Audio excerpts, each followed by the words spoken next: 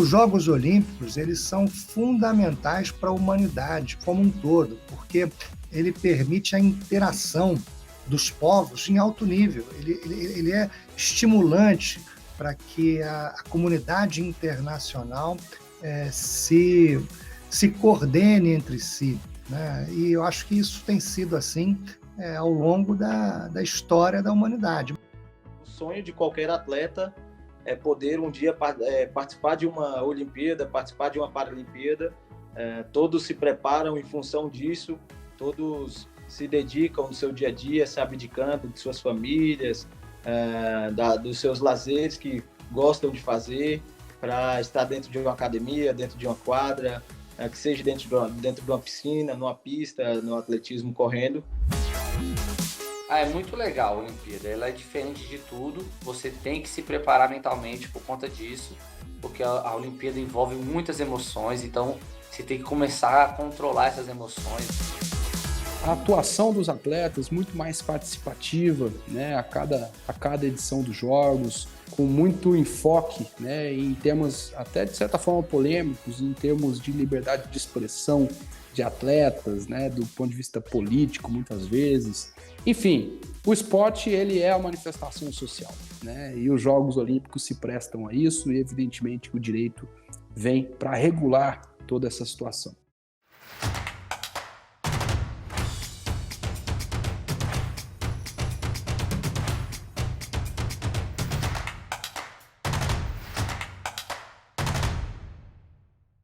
Os jogos, as brincadeiras, as atividades, né?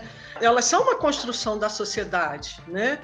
É uma forma de linguagem que a gente tem que se comunicar com o outro, né? De uma forma lúdica, em alguns momentos cooperativa, outros momentos com uma certa competitividade. Vai depender da época, né? Vai depender do povo e vai depender da história de cada um.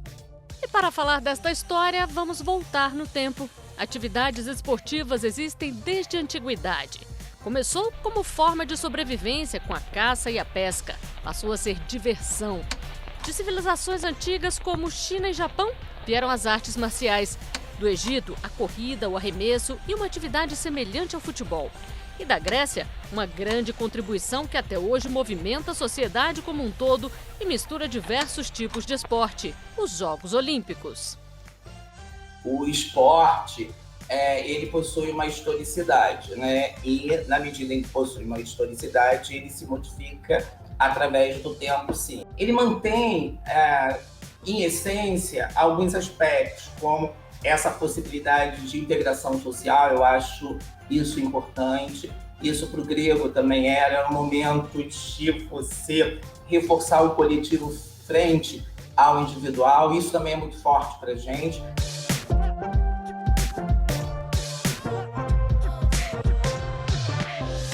Imagina que na Grécia Antiga as guerras paravam para que os Jogos Olímpicos pudessem acontecer. Isso acontece até hoje. As Nações Unidas passam uma resolução a cada Jogos Olímpicos, que é a paz olímpica, a trégua olímpica.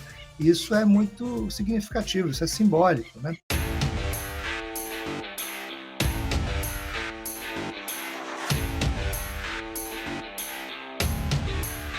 O contexto, na verdade, dos jogos, das práticas esportivas aí na Grécia Antiga, ele aparece vinculado a um conceito mais amplo, que é extremamente importante aí para pensar a dinâmica do mundo grego, que é o conceito de paideia, de cultura, de educação. Então, esse processo de formação do cidadão, ele passa por 4 grandes áreas aí de conhecimento, que são a gramática, a retórica e a oratória, aí, que são importantes para a dinâmica política, para o debate político aí da polis, o desenho geométrico, a música e a ginástica. Então, as práticas esportivas, na verdade, fazem parte de um processo de formação do cidadão, quer dizer, um processo mais amplo nesse sentido. Tem uma vinculação religiosa, porque os atos,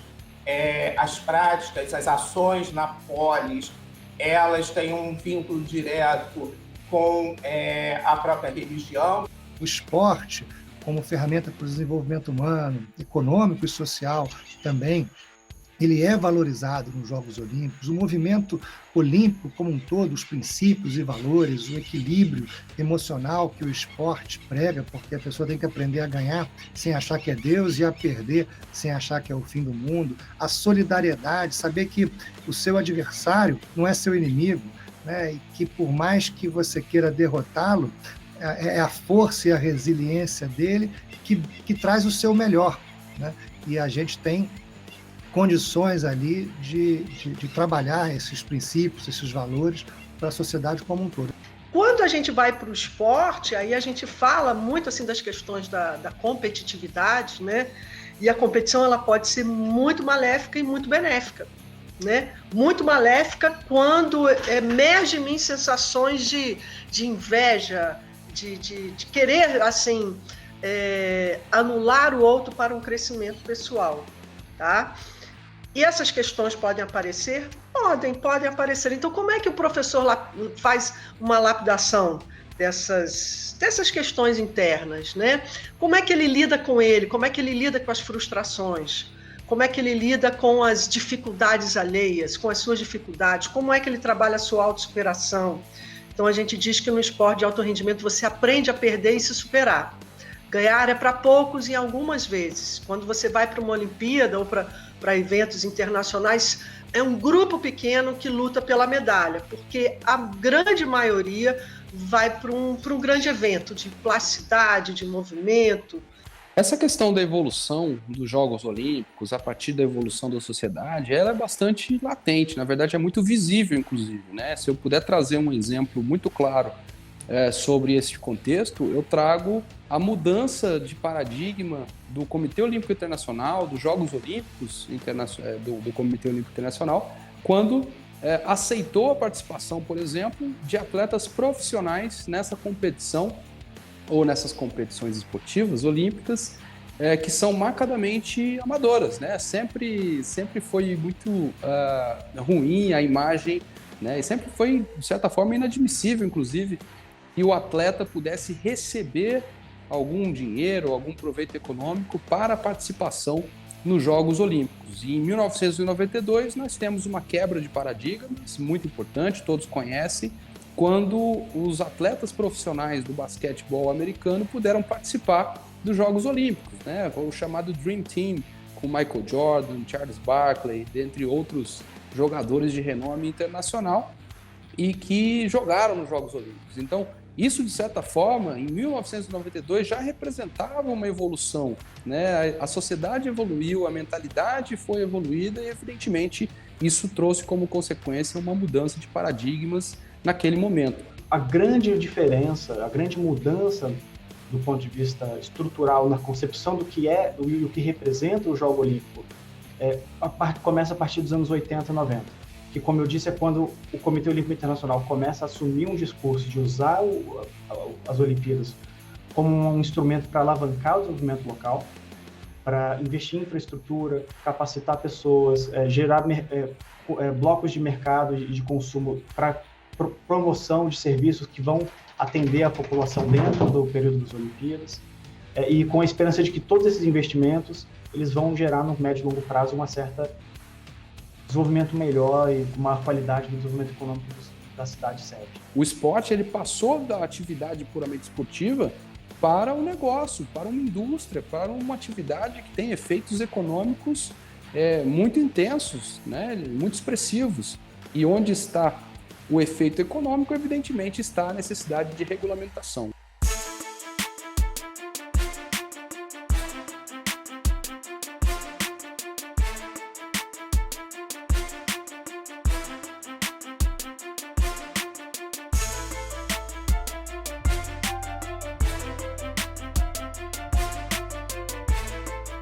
O direito desportivo é um direito que, na verdade, ele é muito antigo, né? Se nós entendemos o direito esportivo como o estudo das regras que regem uma determinada atividade esportiva, nós somos levados de forma obrigatória à conclusão de que o direito esportivo já existe desde 1875, 80, quando as primeiras federações internacionais foram surgindo, justamente com a finalidade de uniformizar as regras esportivas e com isso possibilitar a globalização desse fenômeno, né? É um ramo que vem alcançando uma aplicação prática, né, principalmente com a sua interação com outros ramos do direito, como o direito do trabalho, o direito administrativo, o direito tributário, o direito civil, o direito penal, inclusive, de uma forma muito atual. A gente vê cada vez mais hoje a ideia de que é um acontecimento, é um evento que é esportivo, mas que é muito mais do que isso. Cada vez mais ele ganha uma outra dinâmica que se assemelha, que mantém uma permanência aí com o mundo antigo grego. Quer dizer, é um evento cultural num sentido aí mais amplo. É um evento de música, de poesia, no nosso caso de cinema, de teatro, de arte. Quer dizer, hoje se tem a preocupação de criar toda uma programação que é cultural, atrelada à própria realização dos jogos. Quanto mais falamos em autonomia do sistema, mais falamos de uma análise setorial específica de uma determinada modalidade, de um determinado fenômeno. E é por isso que nós podemos, de forma muito tranquila, dizer que existe um direito olímpico, né? Na medida em que são várias as regras que o regulam, várias as regras que regulam a própria organização e estrutura do Comitê Olímpico Internacional, a própria regulamentação dos Jogos Olímpicos do Comitê Olímpico Internacional, né? E, de uma forma até programática, o próprio movimento olímpico como um todo.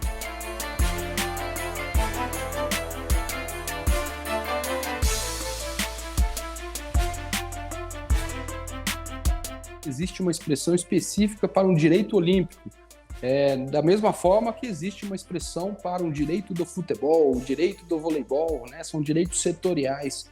E o que isso quer dizer? Isso quer dizer que existem especificidades, peculiaridades a se levar em consideração quando da regulamentação de um fenômeno específico, né? Se existirem questões disciplinares ou questões envolvendo, por exemplo, a questão de elegibilidade de atletas e, portanto, uma controvérsia a ser resolvida no âmbito dos Jogos Olímpicos em si, existe uma previsão para que o Tribunal Arbitral do Esporte, que é um tribunal de arbitragem em matéria esportiva independente e autônoma, né, das entidades internacionais, das federações internacionais, do Comitê Olímpico Internacional, e que, muito embora tenha sua sede em Lausanne, na Suíça, para fins de realização dos Jogos Olímpicos, sempre tem uma câmara ad hoc à disposição dos Jogos e, portanto, né, no âmbito da própria cidade que cedia aquele evento esportivo, né? E segue, inclusive, regras próprias, regras bem específicas para o evento esportivo e que demandam, por exemplo, né, uma solução definitiva de uma questão posta num prazo máximo de 24 horas.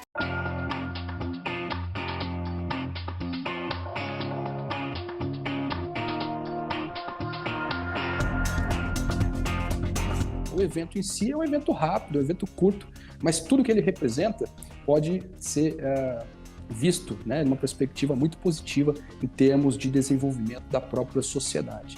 A cidade sede, quando se candidata ao sediamento dessa competição, evidentemente que não é só a cidade, mas existe um comprometimento geral, né, envolvendo todo o governo federal e que, portanto, nós podemos dizer que é interesse do país, né? Então, o país sempre tem um interesse no sediamento dessa competição tão importante que são os Jogos Olímpicos do Comitê Olímpico Internacional.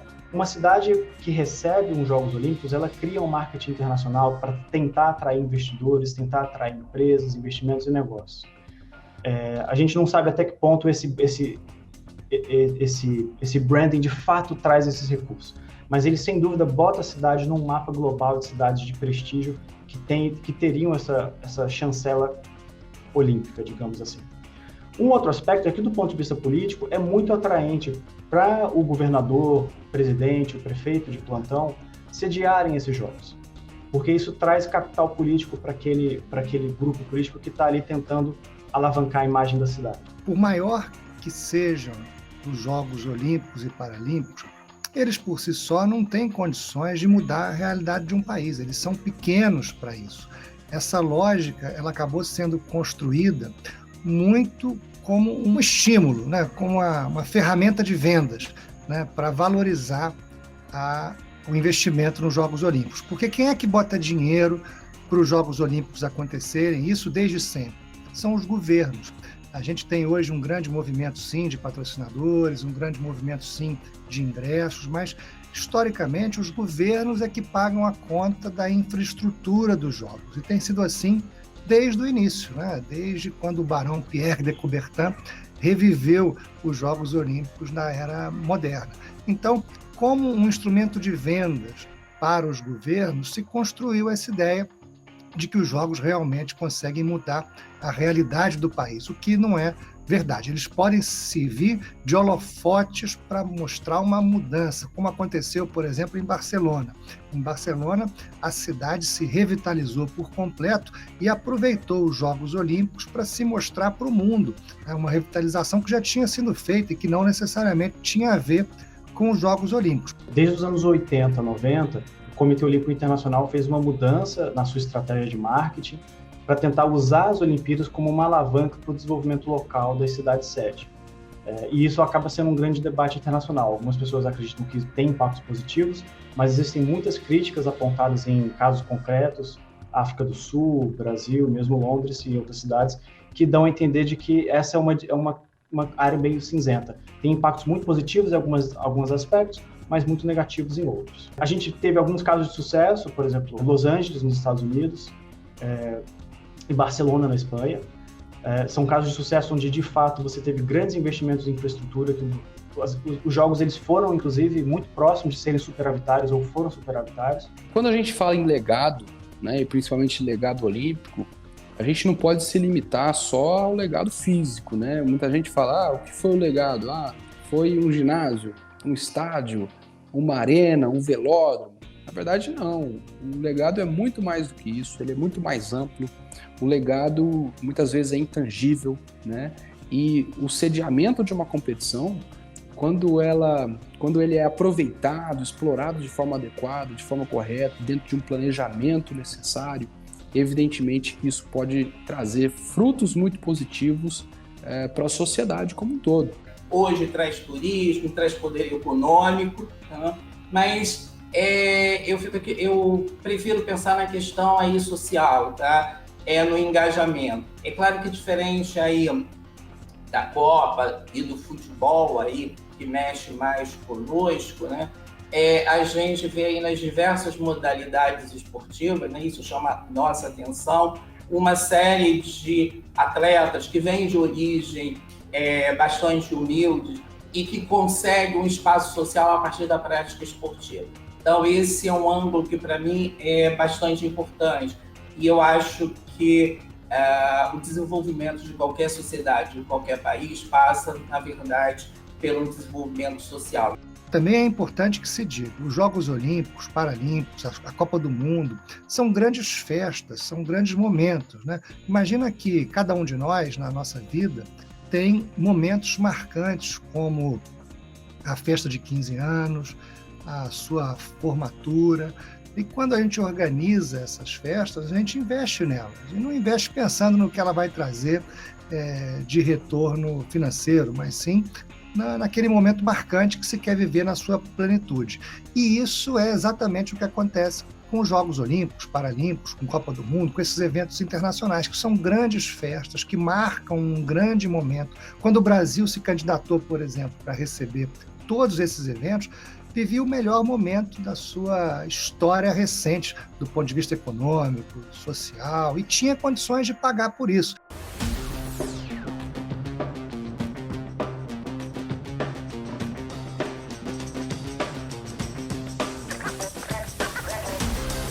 A Olimpíada traz esse clima.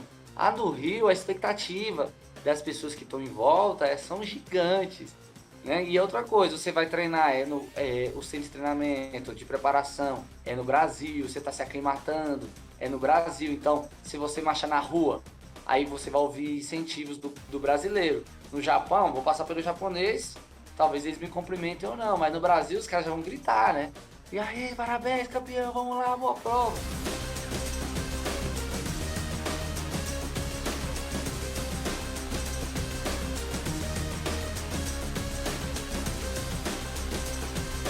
A prova foi surreal.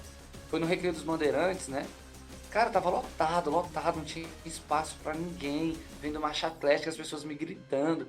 Eu tenho uma história curiosa, porque assim, eu falo pro meu pai que no final eu tava bem. Eu falo, pai, eu tava bem, eu nem sentia cansado. Só que quando eu ia ver as imagens, eu tava assim com a cara de sofrido. Quer dizer, com aquela atmosfera do pessoal empurrando, eu nem senti o cansaço. Então acho que esse é o diferencial de estar em casa, né? Então foi muito legal. E pós-prova, eu não podia sair na rua, eu não estava acostumado com isso. Você saía, as pessoas queriam tirar foto, perguntando, parabenizando, aí você se sente abraçado. Foi muito, muito legal mesmo.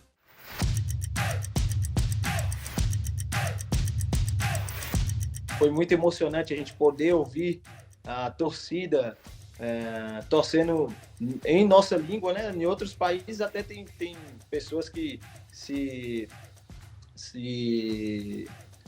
identificam com o Brasil e acabam torcendo também algumas partidas, mas aqui em 2016 era a nossa torcida mesmo, o nosso grito, aquele vai Brasil ali, a gente ouvindo, às vezes até as reclamações também quando a gente errava, isso tudo nos motiva também a querer acertar. Então participar de um evento tão grande dentro de casa é impressionante mesmo, é muito emocionante. Você sair de um jogo que você ganhou e ser parabenizado ali pelos torcedores, sair de um jogo que você perdeu e ser acalentado também por esses mesmos torcedores que estão te acompanhando, isso é surpreendente.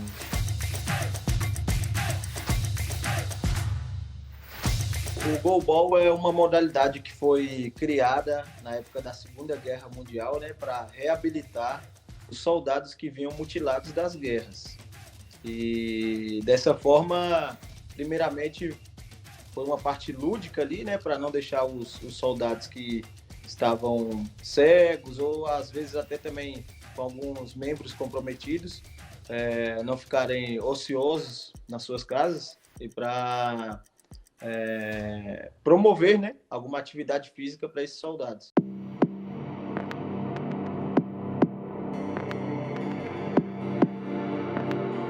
Cada Paralimpíada é uma coroação de um trabalho, né? São ciclos aí nos tempos normais, 4 anos que a gente se dedica para chegar a uma Paralimpíada. Esse agora acabou somando mais um ano aí pelos jogos ter sido adiados de 2020 para 2021.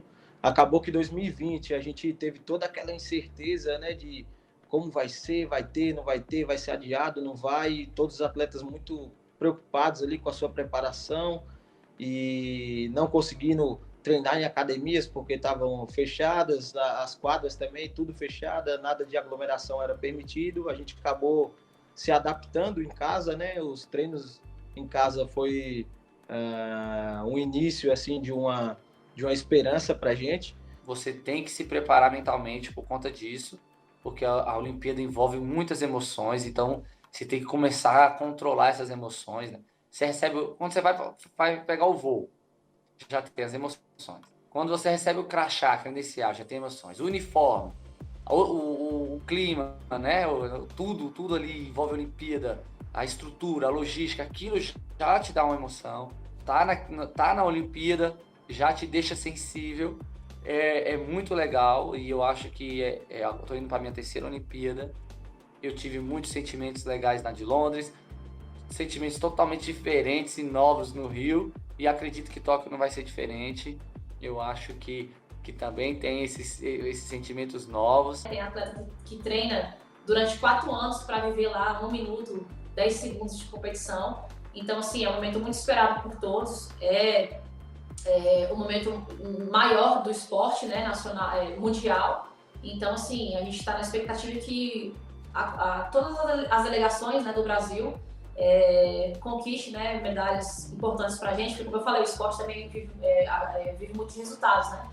E para a gente é muito importante, ainda mais nesse momento que nós estamos vivendo agora, né? Eu acho que o esporte que vai ganhar muito com isso, porque nós estamos agora no segundo ano consecutivo de pandemia e conseguir agora, de fato, realmente que as Olimpíadas aconteçam, eu acho que já é um título para todo mundo que trabalha com esporte, né? Tudo isso acaba construindo um cenário de muita resiliência, né? E essa resiliência é o que a gente, com certeza, vai encontrar em qualquer equipe nessa Paralimpíada, e com certeza todos vão estar ali, hoje sim, se superando, mas não superando a sua deficiência, não superando a sua limitação, mas superando esse momento difícil que a gente acaba passando.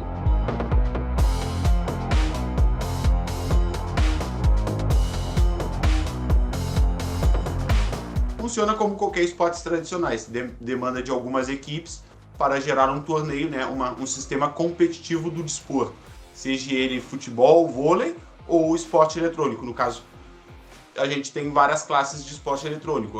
Muitos são jogos que seguem uma lógica de outros esportes, no caso, futebol virtual. O que seria um esporte eletrônico? Né? Um futebol virtual é a prática esportiva dentro de um jogo que é de futebol. O eSports é o principal cenário esportivo por conta que o esporte eletrônico ele é aberto. No caso, a gente não tem divisão por categoria, no caso, gênero feminino, masculino ou qualquer outro gênero que for. A gente não tem, é tudo englobado. Menina joga com menino, magro joga com gordo, branco joga com negro, e isso ninguém diferencia ninguém, porque ali na internet não importa se tu é bonito ou se tu é feio. Se tu jogar bem, tu vai ficar no time. De modo geral, os esportes, eu acho que no Brasil é o terceiro maior cenário hoje do mundo, é um dos locais que mais cresce no mundo dos esportes. E agora, tendo em vista esse negócio, né, do Comitê Olímpico entrando no cenário olímpico, né, os esportes entrando no cenário olímpico, vai crescer ainda mais pelo fato que o Brasil já é polo de atleta olímpico, né? A gente já tem muita medalha de ouro aqui no Brasil. Precisamos promover, valorizar as práticas esportivas, porque elas, evidentemente, tiram as pessoas, né, da rua, tiram as pessoas da marginalidade, ou têm o condão de fazê-lo, né? Nós precisamos implementar políticas públicas, não são políticas de governo, são políticas de Estado, políticas públicas esportivas que possam promover tudo aquilo que nós esperamos em termos de uma sociedade mais igualitária, uma sociedade, né, muito melhor. O esporte agrega, te ensina a viver em comunidade, em grupo, tá? Ele te ensina regras, então uma obediência a regras, tá? Seja do teu corpo mesmo, seja do viver em sociedade, tá? Dos teus limites, até onde você pode ir ou não. Agora, a gente tem exemplos de várias pessoas que conseguem, através do esporte, ter um espaço interessante, social, socioeconômico aí no país. A sociedade ela é muito melhor quando ela desenvolve de forma adequada as atividades esportivas, né, e todos os valores que provêm do esporte em geral no seio social, principalmente no âmbito da formação integral do ser humano, na formação integral, né, no desenvolvimento da criança, do adolescente. E, não sem razão, a Constituição Federal Brasileira, no artigo 217, já estabelece, né, que é dever do Estado promover as práticas formais e não formais do desporto como direito de cada cidadão. A Constituição estabelece claramente, mas até hoje, na prática, a prioridade ainda não foi essa. Agora, só o fato de estar na Constituição já é um grande sinal, basta seguir. Em algum momento isso vai acontecer.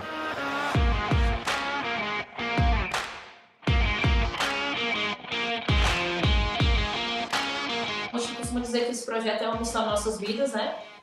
Estamos muito felizes por estar executando o que a gente gosta de fazer, ajudando pessoas, meninas, crianças que têm sonho de ser atletas de futebol feminino. E também muito voltado também para esse lado social, né? O maior troféu que nós temos é realmente mudar a vida dessas meninas. A gente já conseguiu colocar vários atletas que começaram conosco na base e hoje no cenário nacional, estão na seleção, tiveram a oportunidade de ser convocados pela seleção brasileira principal. A gente fomenta também a educação. Então, assim, ver nossos atletas formando, né, conquistando assim, o ensino médio, formando um curso na faculdade, no ensino superior, hoje nós temos já advogadas, temos contadores, temos professores, através do nosso projeto, isso é muito gratificante. Eu acho que um dos nossos maiores troféus, com certeza, essa formação e estar realizando a vida o sonho, né, dessas atletas. O Brinque País Bom é que dá oportunidade, né? Onde tem acesso a várias modalidades ali perto da casa dele. Além de trabalhar essa parte intrínseca da pessoa, né, sobre foco, disciplina, determinação dessa pessoa se conhecer, trazer essa oportunidade de experiência, né, individual, ela também ela é dinâmica, né, onde o jovem pode estar ocupando o tempo dele, fazendo uma coisa saudável que vai ter o crescimento dele. Então, cuida da saúde, cuida da educação, né, cuida da segurança, então, né, da educação, de tudo ali envolvido, o esporte, ele preenche todos esses pilares. Comecei a jogar vôlei no projeto social que tinha na minha cidade, que tem, né, até hoje. Comecei com 8 anos e ter iniciado em um projeto social, eu acho que fez toda a diferença, assim, na minha carreira. Eu comecei por influência da minha irmã, que já tinha participado do projeto, e eu acho que muito mais do que o esporte me ensinou muitos valores de vida, né? Tô aí nas portas de Tóquio, espero poder realizar um bom trabalho lá também. E queria deixar um recado para todo mundo que sonha e que está iniciando em um projeto em uma cidade pequena, enfim, qualquer lugar que seja, mas tem esse sonho de se tornar um atleta profissional e de disputar uma Olimpíada um dia, que se você tiver determinação e estiver disposto a abrir mão de muitas coisas que a gente tem que abrir muitas vezes para alcançar um objetivo grande como esse, eu tenho certeza que tudo vai conspirar a favor e que vai dar certo. E todo mundo pode chegar lá.